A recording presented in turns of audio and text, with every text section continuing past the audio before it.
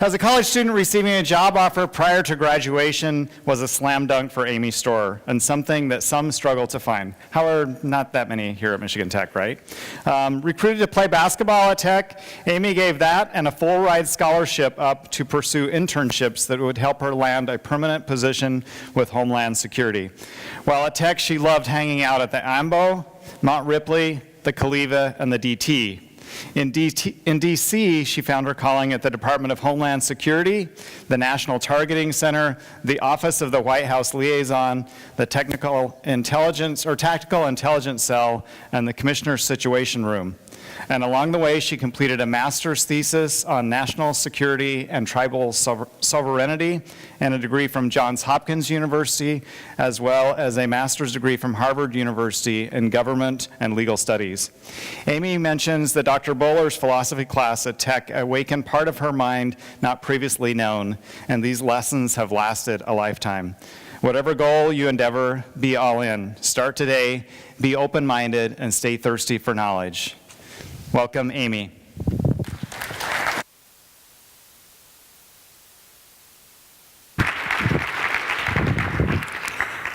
Hello, everyone. And first of all, go Huskies. I hope it's so great to be back on campus, and I had such a pleasure to tour the campus, the robotics lab, the Great Lakes Research Center, and all of the new and amazing things that the Michigan Tech students are doing. It's truly an honor to be chosen for the 5 under 35 alumni event. I'm a professor at Savannah State University and also at the College of Coastal Georgia, and I found my calling in Homeland Security Investigations. I've worked in the Homeland Security enterprise for the past 8, almost 9 years. At 30 years old, I graduated Michigan Tech in 2010. So growing up, basketball was basically more than an obsession. It was actually my identity. It was all I could think about and all I wanted to do. I went to Hill Murray High School in St. Paul, and I gained quite a few accolades in basketball. As you may have noticed, I'm not very tall, so my claim to fame was my long shot, my three-point shot, which was the deep three, or as they called it in the Catholic school, the Hail Mary shot. I broke 5 school records. I was All-State, All-Conference, Miss Minnesota basketball nominee, McDonald All-American honoree, and I enjoyed every moment of that thrilling experience playing basketball. But Michigan Tech helped me find my new identity. As a basketball player, I was always a risk taker. I didn't always follow the play, and sometimes I would take that risk to shoot that long shot when the feeling felt right. I've carried that tradition into my career, and I've taken risks where I needed to do that, and sometimes that landed me some good opportunities. So the Michigan Tech decision for me, I was getting recruited by different schools, and I went to a few campus visits. I was actually recruited by Dartmouth, and actually Harvard University recruited me, and some other different Division II schools, and around Division I and Division II schools around the Midwest. Eventually, I decided that I wanted to come up and visit Michigan Tech for many reasons. Coach Barnes, John Barnes, recruited me in 2006. And when I came up for the campus visit, it felt like home. Michigan Tech brought around this tradition of the intellectual growth, the innovation. The educational mission was very inspiring. Most of all, my family was here. The Peterson family, Terry, Barbara, and Aubrey, who are here today. My grandmother went there, and Uncle Bob, of course, who is no longer with us today. They were very instrumental in my decision, and also, as an 18-year-old single female, the male-to-female ratio was quite enticing. At the time, I still remember it was 6-to-1. When my grandmother went there, it was 81-to-1.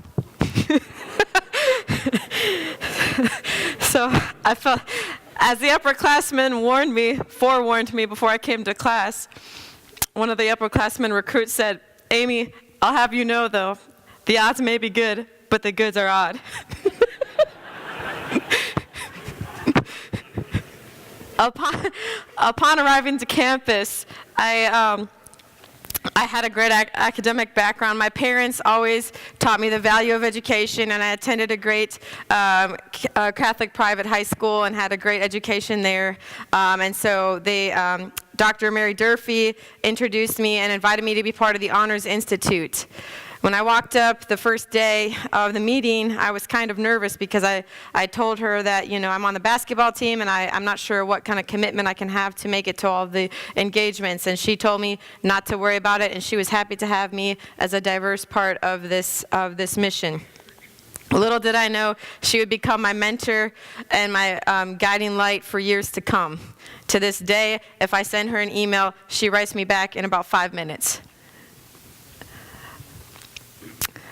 So unlike some of the other panelists here, and actually, some other people probably in the room, I did not have any idea what I wanted to study in college. And maybe a lot of you can relate to this as a professor now. I know a lot of my students struggle with this. It's hard to really know what you want to do at a young age if you don't have that experience in whatever you're trying to do. And so I remember anxiously looking at the catalog before, when I went to go sign, and I was thinking about what should I major in. And they had this new program at Michigan Tech. At the time, it was fairly new. It was pre-law studies under the social sciences department. So I told my mother nervously, I think I'm going to choose this degree, and because you can't major in basketball, and I had to pick something, right? Okay, so I was going into it, and I really enjoyed all of my classes. I was doing constitutional law, international law. I was learning so much. Most of all, my writing skills were improving. And the greatest part about Michigan Tech is how the professors really take an interest in their students and really engage their students. And Professor Susanna Peters, approached me and told me one day that she thinks I should apply for the Ford Motors Global Scholars Program, a fellowship at the Washington Center in Washington, D.C.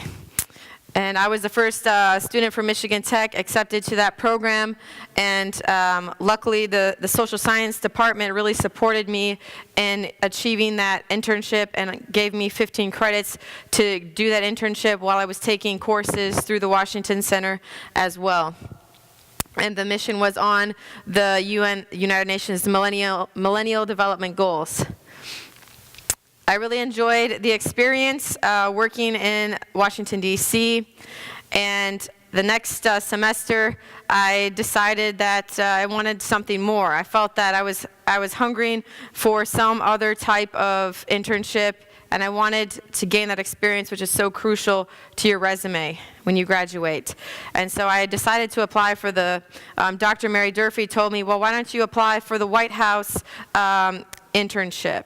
And I remember I applied the first time, and I was initially rejected from that. But I applied the second time after I had that experience on my resume, and I remember driving home for Christmas break my senior year, and I got a call from the White House telling me they would like me to come for this internship and to be there in 2 weeks because they were extremely short-staffed. There's a lot of national security incidents going on at the time, and they wanted to appoint me with the Office of the White House Liaison for Homeland Security, basically the intermediary between Homeland Security and the White House. I was thrilled at this news, and I made that decision that I was going to pack up. Poor Terry, I had to get all my stuff sent back, and I decided to move on to D.C. From that experience, I gained a lot of experience right off the bat. Being a 21-year-old thrust into a top-level national security job with no experience and no training, I felt a bit intimidated. But Michigan Tech prepared me for this experience through all of the dedication the professors gave to me, and also through writing skills, critical thinking skills, all the different areas of our studies. I remember working late one night in the Office of the White House Liaison for Homeland Security, and they told me they needed help in the General Counsel's office. At this time, I was a volunteer unpaid intern.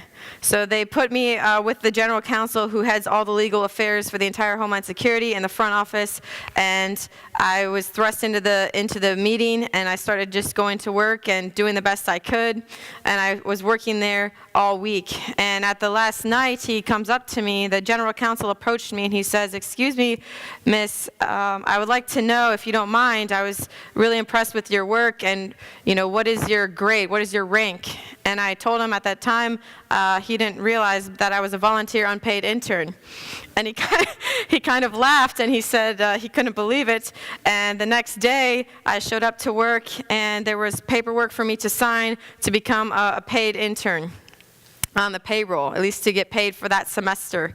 And 2 weeks later, I received another phone call from the Office of Technology Innovation and Acquisition at Homeland Security, and it was for a position I had applied for a year earlier. It's important to apply for all the jobs possible, because it takes a while to hear back, and you never know when you'll get that call. So this was during my senior year, and I had just started to become on the paid internship at this point in time, and I was receiving that permanent full-time offer.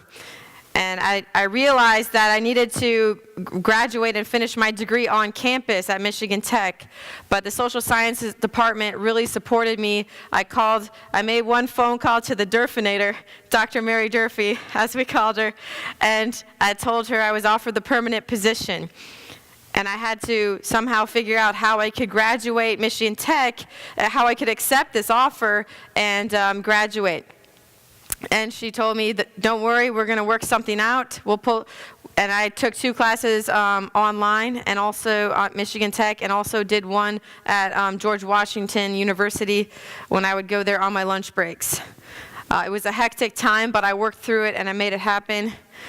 From there, I really got into the intelligence world of national security, to be able to work on high-profile terrorist situations, gang cases, human trafficking, child exploitation, child predators, okay? All different types of cases that we work on were really inspiring to me. And I gained experience at the National Targeting Center, in the Tactical Intelligence Cell, which is a 24/7 hour operation, the Commissioner Situation Room, and I was also a congressional liaison for Homeland Security. And so that was I would go to Capitol Hill and work with Congress members on Homeland Security policy and law on a daily basis. So all of these experiences really helped me to shape and find my niche and what aspect of Homeland Security I liked the best. And I think it's important to try to gain as much experience in as many different areas as possible. So Michigan Tech also taught me, my professors encouraged me to gain a higher degree. Professor Mary Durfee told me, what are you going to do for graduate school? They really instilled that thirst in me for higher knowledge, as many of the other panelists spoke about. So by 28 years old, I achieved 2 master's degrees. I did my first at Johns Hopkins, where I studied global security studies, and I did my second at Harvard University, where I studied government and legal studies. And some people might say it's when I went for my second master's degree, some people criticized that move because it was a big commitment for me. And I actually was working the overnight shift at the National Targeting Center in Homeland Security, and traveling up to Boston from DC to attend my class once a week. And it was a very trying time, but I knew I had the drive in me to do it, and I knew that it would mean something to me in the end. And ironically, by my last semester, I decided I will apply to become a professor myself, because I wanted to help young students like Dr. Mary Durfee and Professor Peters and all the professors at Michigan Tech who helped me. And so my last semester at Harvard, I was hired to become a professor at Savannah State University and the College of Coastal Georgia, teaching American government courses.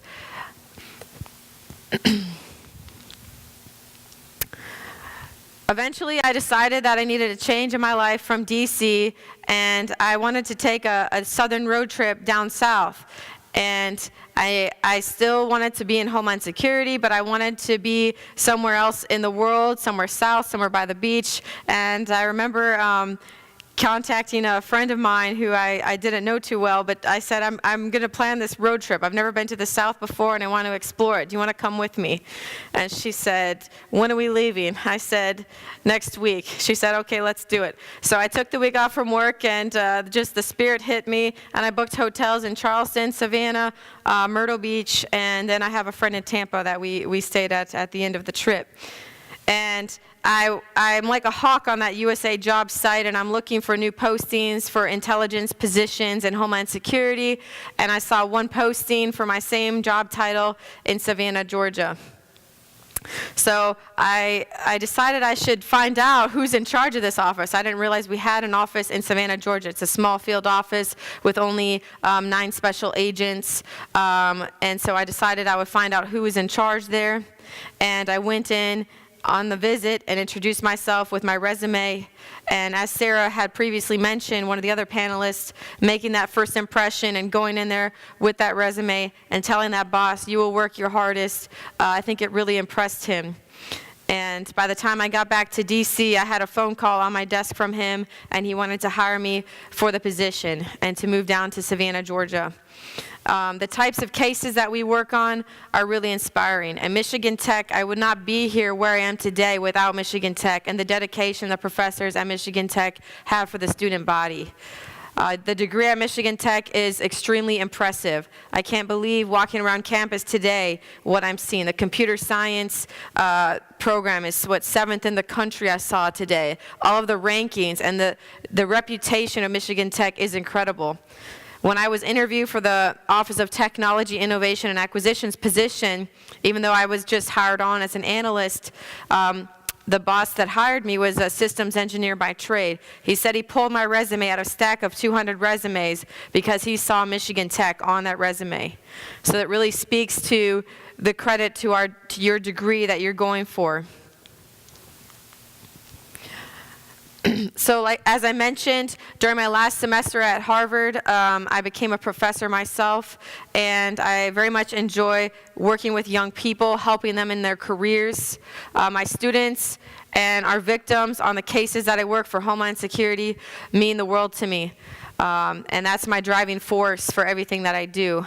A lot of times, people only watch the news. We all watch the news and we see the bad news. We see about when a terrorist attack strikes, and we see the results. Unfortunately, when those things occur, the bad attacks occur on the television. But what we don't see is the behind the scenes, all of the crimes and the terrorist activities and the terrorist plots that we are stopping.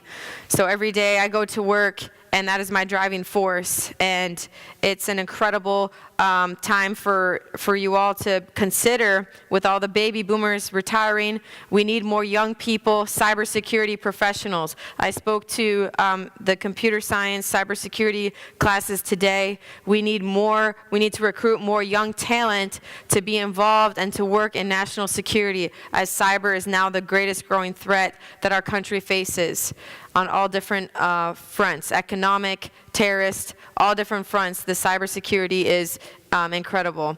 We've began in my office working on dark web cases where we're investigating big time money launderers, child exploitators, all different types of crimes. So it's a credit to you and your talent, all of the talent we have at Michigan Tech. I hope that you might possibly consider a career in national security.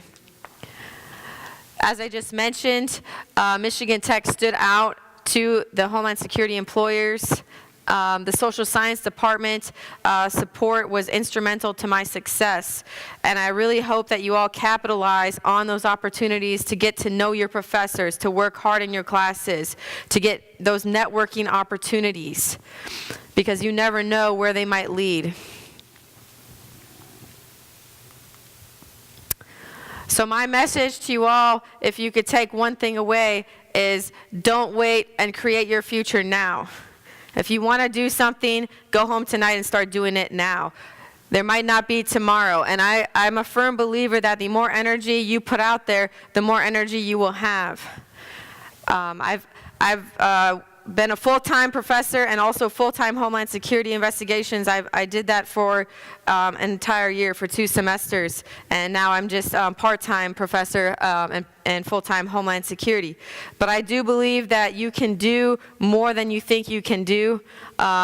The energy of the mind is the essence of life, and that's a quote from Plato that I really like.